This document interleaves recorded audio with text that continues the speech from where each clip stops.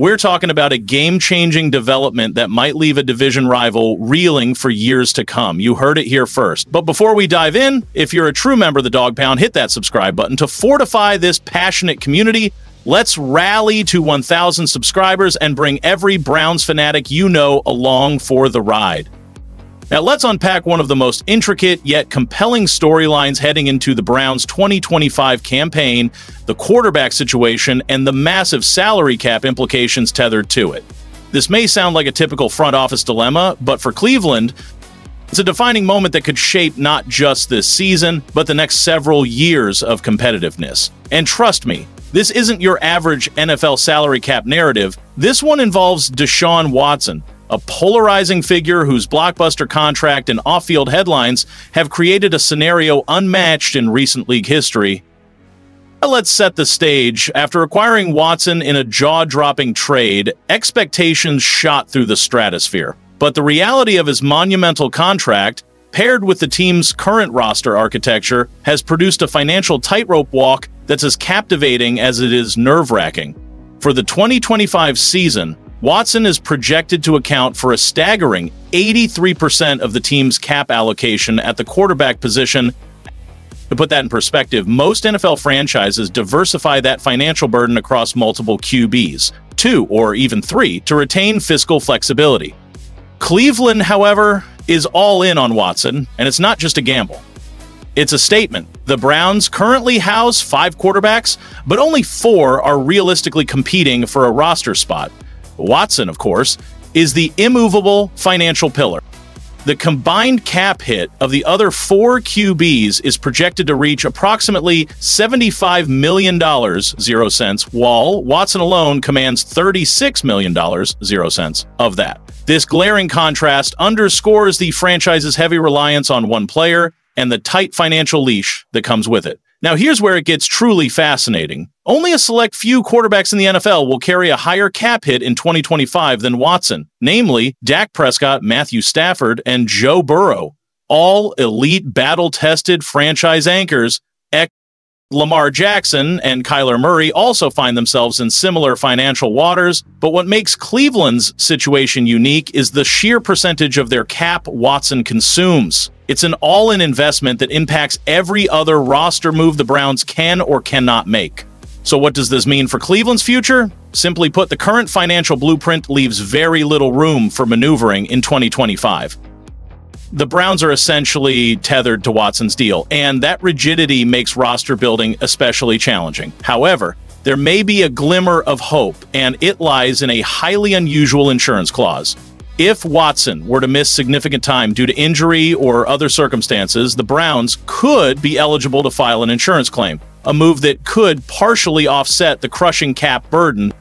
While this strategy remains largely unprecedented in NFL circles, the potential payout could offer crucial relief heading into the 2026 season, perhaps freeing up enough cap space to reboot the roster with fresh firepower. In short, Browns Nation, this isn't just a quarterback conundrum. It's a high-stakes chess match with financial gambits, health uncertainties, and playoff implications all hanging in the balance. Stay locked in, Browns Nation, take notice. Something major is unfolding behind the scenes. This could reshape Cleveland's roster strategy, cap flexibility, and playoff aspirations in ways few expected. The key? A high-stakes gamble that revolves around Deshaun Watson's health, potential insurance relief, and how the Browns navigate one of the NFL's most complex financial puzzles. Let's break it down. If Watson were to miss extended time, the Browns could pursue a rarely seen tactic, filing an insurance claim to recoup some of that monumental contract hit. That move, while risky and reliant on both Watson's availability and legal structures, could open the door to crucial cap flexibility in 2026, giving Cleveland the breathing room to retool and absorb other big contracts. But don't be fooled, this is no easy play. Reality is, Cleveland is unlikely to carry 4 quarterbacks on its final 53-man roster. It's standard NFL protocol to keep just 2 or 3 signal callers during the regular season to optimize roster slots. However, the Browns may experiment with 4 in the preseason or early stretch to keep their options open. Unless a trade or roster cut occurs, though, no immediate cap relief will be seen. Now let's address the elephant in the room. If the team chooses to part ways with a veteran like Joe Flacco or Kellen Mond, they'll still absorb dead cap charges, meaning a chunk of those contracts will continue to count against the salary cap, even if those players are off the team. It's a strategic dilemma. Keep seasoned leadership for depth and experience, or cut losses and preserve long-term financial health. This brings us to the broader theme, balancing experience with financial strategy. The Browns remain in a delicate rebuilding phase, walking the line between veteran leadership and the financial discipline required to maintain roster stability. The excitement surrounding this team is real, but the quarterback cap situation is a sobering reminder of how nuanced roster construction is in the NFL. Now let's zoom out. Cleveland isn't just playing within NFL norms, they're rewriting the playbook when it comes to cap engineering. Yes, the league has witnessed some colossal contracts lately, but Watson's deal stands among the most polarizing and expensive in history. It symbolizes the franchise's unwavering belief in him as a cornerstone, while simultaneously creating a cap challenge that must be managed with surgical precision. The strategy is clear. Maximize Watson's potential. Surround him with elite protection and dynamic playmakers. Players like Amari Cooper, Nick Chubb, and a fortified defensive front are more than just assets. They're the support beams of Cleveland's Super Bowl ambitions. But let's not ignore the volatility of the NFL. Injuries, unforeseen performances, and financial pivots can alter a franchise's trajectory in a flash. The Browns know this well. This season will bring more twists and turns in the quarterback room, especially its financial footprint, will be one of the most closely watched storylines in the league. With Kevin Stefanski at the helm, the coaching staff is working relentlessly to build a contender, even amid fiscal limitations. And they must, because the AFC North is a battlefield. The Bengals are dangerous with Joe Burrow. If Watson gets medical clearance and the Browns hesitate to activate him, he could file a grievance claiming he's being deliberately sidelined. That would force the Browns into a corner. Either start him, trade him, or eat that astronomical contract. The locker room just got a lot hotter. Picture this. Kevin Stefanski is trying to engineer cohesion with Joe Flacco, Kenny Pickett, and two rookies clawing for reps, and suddenly, Watson shows up at practice, chip on his shoulder, cameras flashing. Do you stick to your developmental plan or roll the dice again on a quarterback who's yet to deliver? The fan base is fractured. Half the dog pound is done with Watson, calling him a sunken cost. The other half still clings to the hope he silences the doubters. Either way, the roster feels the tension. Deontay Johnson's recent comment wasn't an accident. He called Pickett the, quote, front runner, citing practice reps. Pickett with the ones, Flacco next. That speaks volumes about the internal direction. Yet even if Pickett or Flacco takes the reins, Watson's shadow looms. Massive contract, marquee name, benched, and surrounded by speculation. The cruel irony? If Watson is healthy, Cleveland loses the insurance fallback, and their cap takes a devastating blow, even if they have no intention of ever playing him again. It's a trap within a trap. And somehow it gets even crazier. The three-team earthquake. Just when you thought today's news couldn't get wilder, Bleacher Report's Brent Sobleski floated a Madden-style trade that's gaining traction, and it actually makes sense. Here's the setup. Cleveland sends CB Greg Newsome to Chicago. The Browns receive LT Braxton Jones from the Bears. Chicago uses those assets to acquire Jalen Ramsey from Miami. 3 teams, 3 needs, 1 detonator. And Browns fans should pay close attention. Yes, Newsome is talented. Here's the truth. Some explosive new reports just dropped, and they absolutely stunned me. What's inside confirms something many have whispered about, but few could prove. Real collusion within the NFL. And yes, it involves a Cleveland Browns quarterback, which makes this all the more significant. So buckle up, because we're going deep. Now, I'm not here to shout collusion into the void or toss around reckless claims just for views. That's not my style. I'm bringing receipts. I'm laying out the facts, the context, and letting you draw your own conclusions. All I ask, stick with me, hear the full story, and sound off in the comments. Let's begin with Ryan Clark. He's been one of the loudest voices in support of Shedeur Sanders lately, and what he's been saying. Well, it lines up suspiciously well with what these collusion reports are now exposing. So first, you'll hear what Clark said, then I'll break it down from both the Browns angle and the league's. Before we dive in, take a second to hit that subscribe button, smash the like, and drop your thoughts below. It helps more than you know. So here's what Ryan Clark said that really hit home. He claimed that maybe it's just his algorithm, but he sees Shedeur and Shiloh Sanders on his feed more than any undrafted or late-round pick he's ever seen. Instagram, Twitter, these kids are everywhere. And let's be real, a big part of that buzz is because of their father, the legendary Deion Sanders. Deion was iconic, a generational talent with unmatched swagger. He wasn't just a player, he was a movement. He told teams not to bother interviewing him because he already knew where he was going. He ran a 4.1 and said, "That's it, watch the film." That was prime time, unapologetic, electrifying. But here's where it gets complicated. Deion's fame and the way he did things may have unintentionally backfired on his sons. Because this time, Deion's not the one calling the shots. And as Shedeur entered the NFL draft process, things got strange. The spotlight turned sour. Suddenly there was this tidal wave of negative talk. None of it about football. All about character, attitude, personality, but never backed by specifics. That's when it gets personal.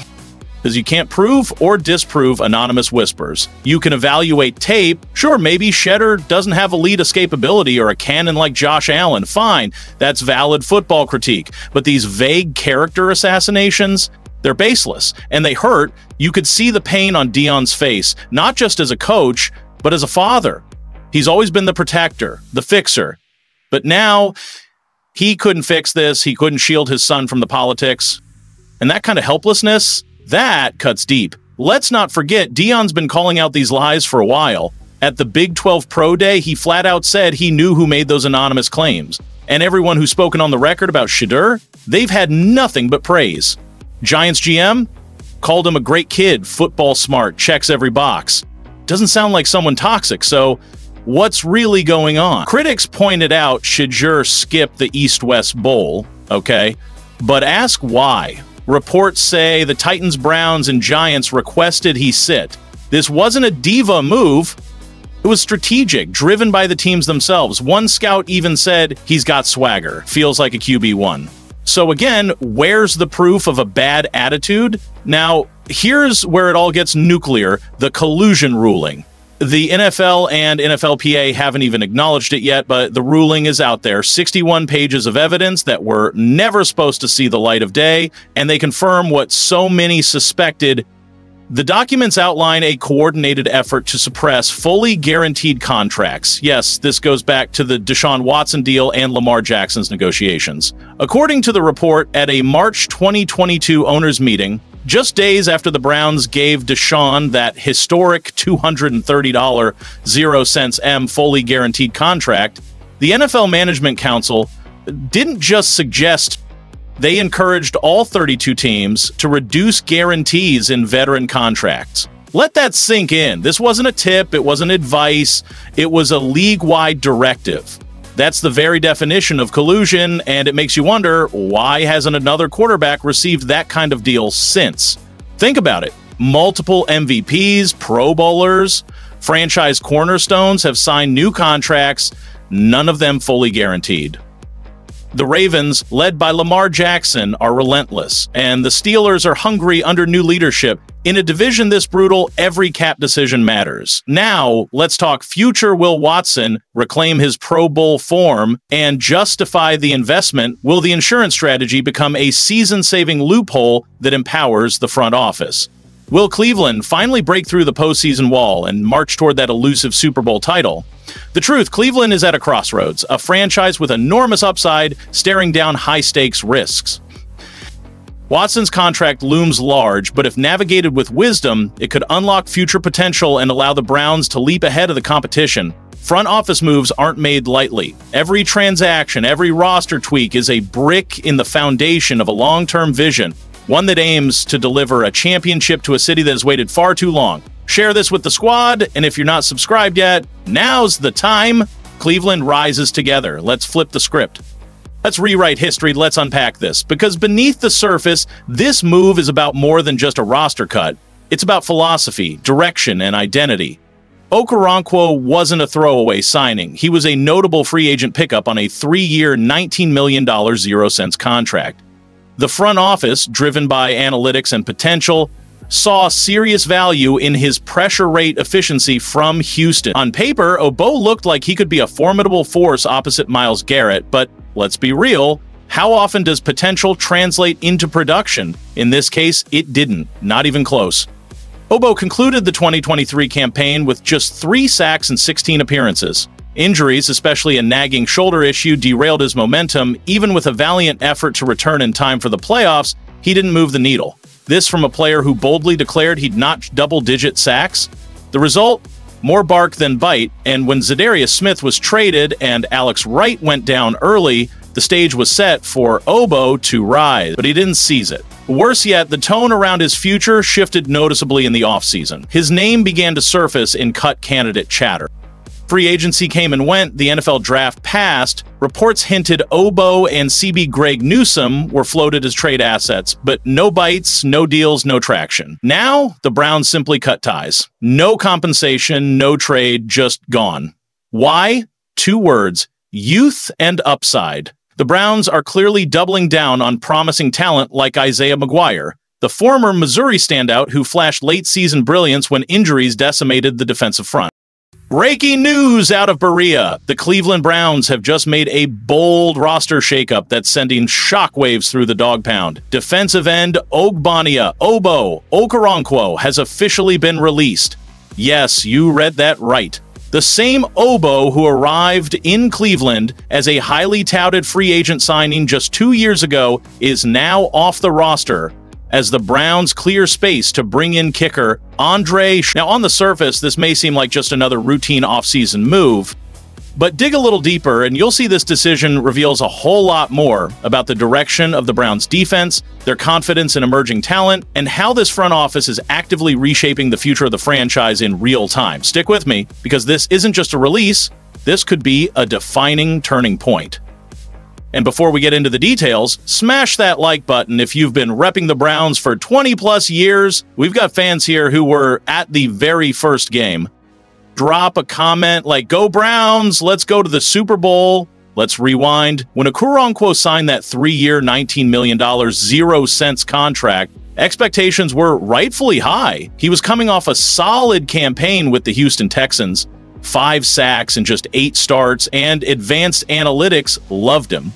Pressures per snap, pass rush win rate, Obo graded out as an efficient and disruptive edge presence. To many, he was a sleeper steal, not a household name, but a smart, under-the-radar pickup that gave Cleveland's pass rush a real upside. He was also the first free agent the Browns signed that offseason, a day-1 target in the NFL's legal tampering window. That alone showed how much the front office believed in his upside. But the production never quite matched the projection. Over 2 seasons in Cleveland, Obo registered just 4 out of 5 total sacks, including only 3 in 16 games last year.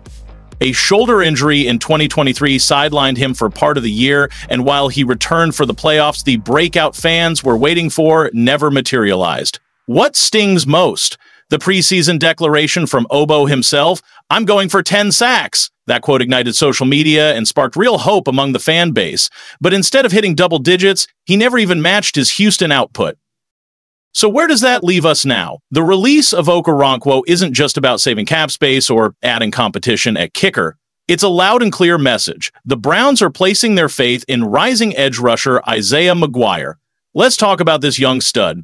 After the team dealt away Zadarius Smith and lost Alex Wright to injury, McGuire stepped in late last season and flashed serious promise. He made the most of every snap, and he's turned heads again during spring practices. Apparently, he showed enough for Andrew Berea and the front office to say, "We've seen enough. We're ready to move forward. No more fallback options. No more veteran safety nets. This regime is backing their homegrown youth. And why not? This is a Browns defense that was elite in 2023, top 5 by almost every metric, arguably the best in the league. Even with some regression in 2024, the leadership isn't panicking, they're not clinging to familiar names, they're doubling down on their young core.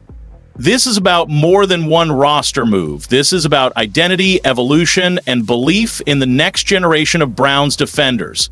Make no mistake, this is a statement move. You don't cut ties with a veteran edge rusher who still flashes pass rush upside unless you're completely sold on the talent behind him. The Browns' release of Ogbonnia Okoronkwo isn't just a roster transaction. It's a full-throttle vote of confidence in Isaiah McGuire and Alex Wright, assuming Wright returns to form post-triceps injury. It's also a quiet indictment of Ogbon's underwhelming tenure in Cleveland. And the Browns didn't stop there. They just acquired Joe Tryon Shoyinka, a former first-round pick from Tampa Bay. Now, Tryon Shoyinka's career thus far has been enigmatic. Caught between roles, never quite unlocking his full potential in the Bucs scheme, but the raw traits are there. The Browns' defensive staff clearly sees a moldable weapon, a potential rotational disruptor ready to be unleashed. Kessler and Reuter, Scout, Earl, and Whitlander, and with Myles Garrett anchoring the line, McGuire on the rise, Wright poised to rebound, and Tryon Shoyinka adding depth, this pass rush room is becoming a serious problem for opposing offenses.